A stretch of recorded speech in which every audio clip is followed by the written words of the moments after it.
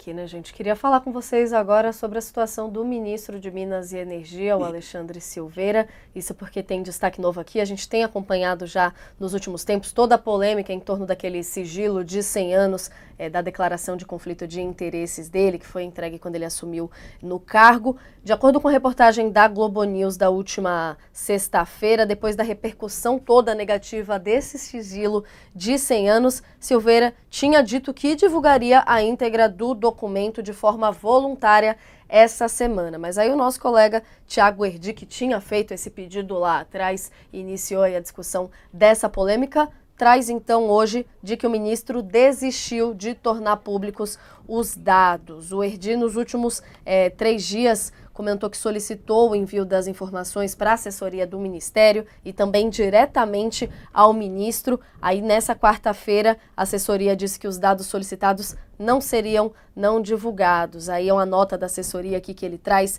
dizendo que a Lei de Acesso à Informação classifica automaticamente informações de caráter pessoal com status reservado, que a gente já viu essa argumentação aqui quando trouxe esse caso à tona, e aí dessa forma o ato não decorre de ação do governo e sim do citado dispositivo legal. Aí a assessoria também enviou o ofício do governo federal afirmando que os documentos foram analisados na época em que foram enviados, sem que houvesse indicação por parte da Comissão de Ética Pública de conflito de interesse na atuação de Silveira frente ao Ministério. Então a gente lembra aqui e retoma essa discussão, né, Josias? Quando você assume cargo no Executivo, os ministros são obrigados a informar, então, se os parentes deles de até 3º grau têm atividades que possam suscitar conflito de interesse com a sua atividade no governo. O ministro Alexandre Silveira suscita uma série de dúvidas quanto a essas questões de atividades econômicas que não estejam declaradas ali diretamente no imposto de renda da autoridade. Então, aí um vai e vem nessa discussão, né? Disse que divulgaria depois da polêmica, agora, de acordo com o Erdi, então desistiu disso. Complica ainda mais essa situação? É mais um vai e vem nessa história, Josias? É muito difícil complicar o que já é muito complicado, né?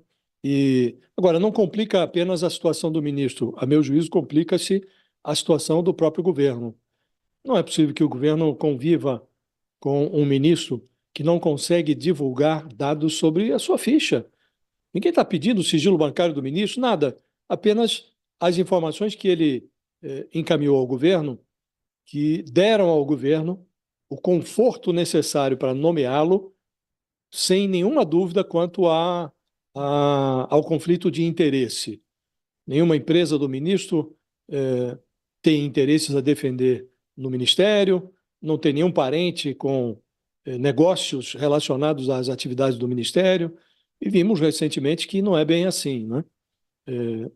Ainda nesta semana, uma reportagem mais recente mostrou que um primo do ministro, seu sócio numa determinada empresa, adquiriu uma mineradora em Minas Gerais, numa região onde estão localizadas as fazendas do ministro. E essa mineradora obteve licença da pasta das Minas e Energia, dirigida pelo Alexandre Silveira, para explorar diamantes, né? Então, obviamente, o pressuposto de que não haveria confronto de interesses, isso já se desfez. E é preciso sempre recordar que nós estamos falando de um ministro que é um portento em termos de prosperidade. Ele entrou para a política em 2006 e se apresentava ao eleitorado como um personagem modesto, foi eleito por Minas Gerais, né? Um personagem modesto, um simples servidor público, um ex-policial. E nessa época ele declarava um patrimônio que já não era negligenciável, de 2,6 milhões de reais. E hoje ele dispõe de uma fortuna que roça os 80 milhões de reais, mais de 79 milhões de reais. E quando se pergunta ao ministro de onde vem tanta prosperidade, ele diz que manteve simultaneamente a sua atividade política, ele manteve vivos os seus negócios. E o que se verifica é que os negócios ficaram vivíssimos, né? Então, ou se trata de um talento desperdiçado, na administração pública, ou é um caso de enriquecimento mal investigado pela Polícia Federal. Então, são todos os ingredientes que compõem a biografia do ministro pedem uma apuração, pedem elucidação, pedem que as interrogações sejam eliminadas, sejam retiradas da sua volta. Mas o governo não faz isso quando mantém a ficha do ministro sob sigilo, e um sigilo centenário. A sociedade brasileira precisa saber agora. O ministro é ministro, ele controla a pasta das Minas de Energia agora. Não interessa saber se havia ou não conflito de interesse daqui a 100 anos, né? Então, eu diria a você, Natália, que não desmoraliza apenas o ministro, não. Esse segredo injustificável desmoraliza também o governo. Não, com certeza. O Erdi traz aqui, inclusive, até mais detalhes dessa história, isso porque em reportagens que estão repercutindo essa questão do sigilo, o ministro chegou a falar que, para mim, não tem o que esconder. Se o jornalista que pediu acesso a essa declaração para essa comissão de ética tivesse me pedido, eu teria dado. Aí o Erdi, então, aproveita para detalhar aqui que há pouco mais de um ano, em junho de 2023, em meio à apuração de uma reportagem sobre esse patrimônio construído que o Josias lembrava aqui, ele enviou a seguinte pergunta diretamente a Silveira por e-mail, ele colocando aqui exatamente a pergunta: o senhor aceitaria nos enviar cópia da declaração de bens e conflitos de interesses encaminhadas à Comissão de Ética Pública ao tornar-se ministro? Aí, ao invés de enviar a declaração, o Silveira enviou 2 documentos de uma página cada. No primeiro consta só um número de protocolo de entrega da declaração e no segundo um registro de autorização de dados à declaração de imposto de renda do ministro Sakamoto. Ele comentando então que não tinha nada a esconder, mas como bem analisa o Josias, não está ficando feio só para ele, mas para o governo como um todo, né? Para o ministro, o silêncio não vale ouro, vale diamante, né? É o que tudo indica, né? Você vai pegar. Gente do céu, depois dessa matéria, né? Mostrando que o primo, que é primo, sócio e aliado do Silveira, teve autorização da agência de mineração ligada ao Ministério do Silveira para pesquisar diamante, para lavrar diamante. Isso seria já, ó, que o Silveira naquele momento deveria ter falado, ok, né? Já que eu não tenho nada a esconder, eu vou mostrar. Só que ao fazer essa volta atrás, falou, não vou revelar mais nada. Se a gente já desconfiava que tinha caroço no angu, agora a gente tem certeza, né? Essa volta atrás do ministro Silveira é ele passando um recibo de culpado. Tem alguma coisa, tem alguma coisa.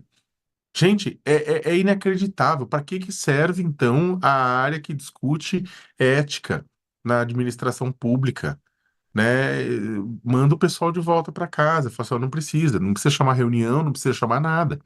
Né? Como assim? Se isso não é um conflito de interesse, se isso não está se mostrando que dentro disso há um conflito de interesse, então é o quê? Tem algum dado pessoal? Tarja preta existe para isso. Compra aquelas canetas Pilot preta lá, tasca lá no dado pessoal relacionado à família, alguma coisa grave, conta bancária, etc. Agora, se tem relação de primo, de mãe, de tia, de pai, com lavra, com autorização, negócios, etc., tem que mostrar. Gente, o senhor Alexandre Silveira, ele não é dono de uma. Ele não está gerindo uma empresa privada, e mesmo uma empresa privada, se ela é uma SA, uma sociedade anônima, se ela tem ações no mercado, há uma necessidade de compliance, de transparência, de tascar as informações para que os investidores possam tomar as decisões da melhor maneira possível, né? Ou senão é um capitalismo de brincadeira. Né? No caso do Silveira, né, precisamos ter informações, é mais ainda porque a administração pública, os princípios da administração pública são muito claros. O princípio da publicidade, a transparência, ela está lá. Precisa se garantir de que não haja, né, que a gente tenha acesso a essa informação e de que não só tenha acesso à informação, de que ele não esteja em nenhuma situação que, através das suas decisões, possa enriquecê-lo ou enriquecer sua família. Né? Nesse caso, ele tem que pegar o chapéu e ir embora, né? A impressão é que esse caso ele não tá repercutindo como deveria, ele repercute nas páginas da mídia, mas ele não gera a mesma indignação do que outros casos, né? Talvez por quê? Porque tem gente que ganha dinheiro com isso, porque tem gente que ganha com as políticas que ele está fazendo, ora. né? Mais importante do que o lucro é a democracia. E a democracia não sobrevive se a gente atropelar a transparência, se a gente atropelar a publicidade, se a gente garantir que o interesse do indivíduo não se sobreponha. Neste caso, o indivíduo dentro da administração pública não pode se sobrepor ao interesse coletivo, né? Então, concordo com o Josias, enquanto não houver uma garantir a entrega dessas informações, não é o ministro Silveira que está sob suspeita, é o governo inteiro, Lula, que está colocando em si mesmo uma estampa de culpado, passando um recibo de culpado, exatamente por não entregar essas informações. É complicado, gente. Vamos ouvir